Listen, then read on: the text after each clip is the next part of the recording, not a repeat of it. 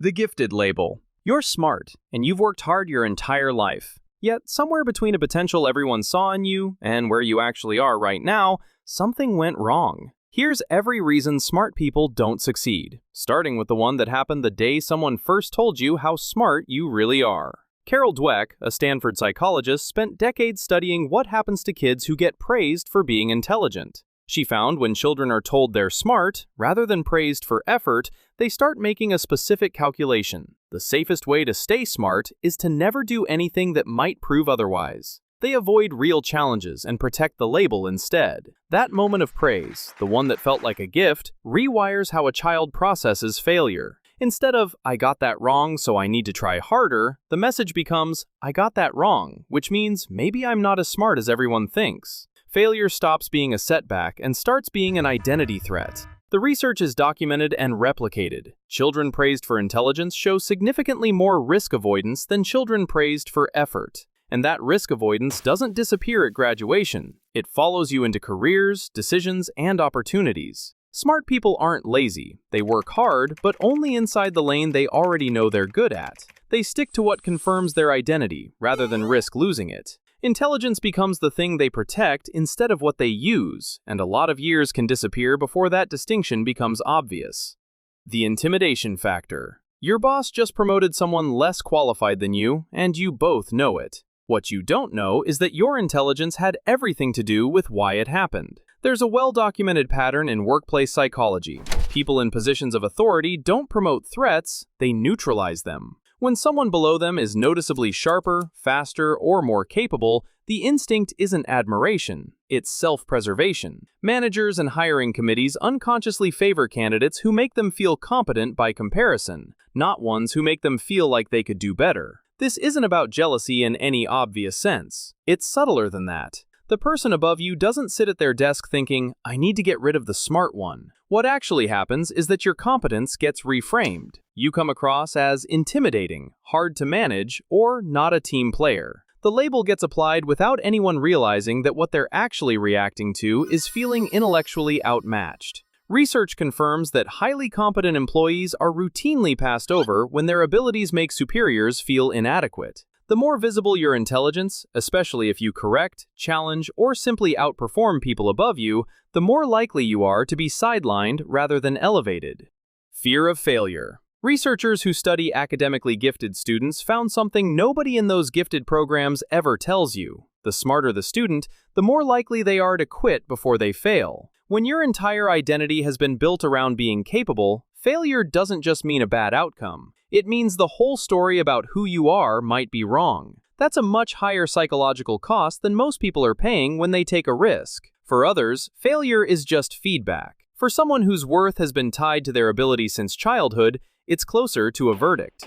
So you learn to avoid things you might fail at in ways that look responsible from the outside. You say you're waiting until conditions are better, doing more research, refining the plan. Call it caution, call it preparation. The difference is whether you ever actually take action, and a lot of gifted people never do. Perfectionism runs alongside this. Smart people can see exactly how something could be better, which makes finishing feel premature. There's always another revision, another variable to account for, another reason the timing isn't quite right. But the person who publishes the decent article beats the person who never finishes the great one every single time. Not because their work is better, but because it exists. Attractiveness Bias. You have an IQ of 140, a graduate degree, and a decade of experience. The other candidate has none of those things, but they're better looking than you. Take a guess at who gets the job. The halo effect is one of the most thoroughly documented biases in human psychology. When someone is conventionally attractive, we automatically assign them other positive traits, like competence, trustworthiness, and leadership ability, before they've said a single word or done a single thing. It's not a conscious decision, which is exactly what makes it so persistent and so difficult to counter. In hiring specifically, attractive candidates are rated as more qualified, more intelligent, and more capable even when their credentials are objectively weaker. What makes this particularly frustrating for smart people is the asymmetry of proof. An attractive candidate gets the benefit of the doubt handed to them. A less conventionally attractive candidate, regardless of actual ability, has to demonstrate everything the other person was simply assumed to have. None of this is fixable by being smarter or working harder, which is the part that really stings. Grooming, presentation, and how you carry yourself do matter at the margins. Research supports that. But the underlying bias for favoring attractiveness operates well below any level of awareness, which means the people doing it genuinely believe they're being objective. Analysis paralysis. Someone with average intelligence started a business 6 months ago. You're still researching where to begin. They already have customers. You have a spreadsheet and 17 open browser tabs. Smart brains are wired to find problems. It's what makes intelligent people good at what they do. But when you're trying to make a decision, that same ability turns against you. You can see more angles than most people, which means you can also see more ways something could go wrong. So you account for those. Then you find more. The threshold for enough information keeps moving because your brain keeps finding legitimate reasons to move it. Barry Schwartz's research on the paradox of choice found that more options don't produce better decisions. They produce more regret and more paralysis, which is especially bad for intelligent people who map out all the potential variables that come with every choice they might make. At some point, the thinking stops serving the decision and becomes a substitute for it. Prolonged deliberation degrades the quality of the final choice. You're no longer working toward a conclusion, you're just accumulating more data to sort through. Meanwhile, the person who started with half the information and twice the nerve is already 3 months into learning what actually works. Social sabotage. Being the smartest person in the room means nothing if nobody in that room actually wants to work with you, and most highly intelligent people have no idea that's part of the problem. High intelligence and social ease don't naturally come as a package. Research on gifted individuals consistently shows higher rates of shyness, social anxiety, and difficulty relating to peers, a byproduct of a brain that developed faster intellectually than the people around it, which makes genuine connection harder to find and harder to fake. The result is someone who comes across as distant, awkward, or just off in ways they can't always identify or explain. People naturally pull back from that, not maliciously, just instinctively. When someone is hard to read, stilted in conversation, or visibly uncomfortable in social situations, others find reasons to keep their distance. The awkwardness makes people uneasy, and uneasy people don't advocate for you, don't include you, and don't think of you when something good comes up. Smart people also frequently make the mistake of using their intelligence as their primary way of engaging with people. They correct things that didn't need correcting. They solve problems nobody asked them to solve. They leave conversations having made someone feel slow or look stupid without realizing it happened. The person on the receiving end just knows they don't love being around you, even if they can't articulate why. Performance pressure. When you're smart, people expect extraordinary things from you, things most people would never be held to. And the moment you fall short, it confirms exactly what they secretly suspected all along. Smart people get identified early. They're placed in gifted programs, moved into advanced tracks, and singled out by teachers who let them know they're destined for something exceptional. By the time you're an adult, everyone around you has already set expectations that are unreasonably high. Not just what you should achieve, but who you should become. The problem with high expectations is that they're almost never stated clearly, which means they're really hard to meet. You just feel the weight of them and how people react when you do something ordinary. The slight disappointment, the "I thought you'd have done more by now," the comparison to someone else who's further along. Nobody says it directly, they don't have to. And when you do fall short publicly, the reaction is different than it would be for anyone else. Average people are allowed to try things and fail without it becoming a talking point. But when a smart person stumbles, it gets noticed, discussed, and remembered in a way that feels disproportionate to what actually occurred. For everyone else, failure is just something that happened. But for you, it is something people were waiting to see. Shiny object syndrome. The next big idea hits your brain like lightning. Pure genius, impossible to ignore. You drop your current project instantly, even if it was solid, because this one feels like destiny. Tomorrow brings another flash, and the cycle repeats, burying yesterday's work forever. High intelligence brains habituate faster than average, meaning they need more stimulation to stay engaged and get bored well before most people do. The novelty of a new idea produces a genuine dopamine response that feels indistinguishable from real insight. But that feeling has a shelf life. Once the initial learning curve flattens and the work becomes repetitive, the brain starts craving the next hit.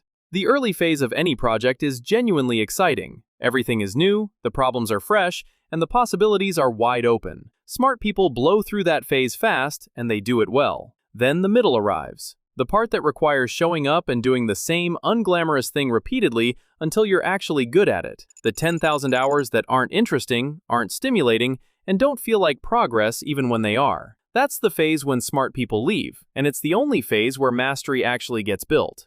Some research and a lot of real-world observation suggest a common pattern in high IQ individuals: rapid early progress followed by abandonment once the stimulation level drops. The person who stayed with one moderately interesting thing for 5 years will almost always outperform the person who brilliantly started 10 things and finished none of them. Mastery is built in the boring middle, and smart people are spectacularly bad at tolerating it.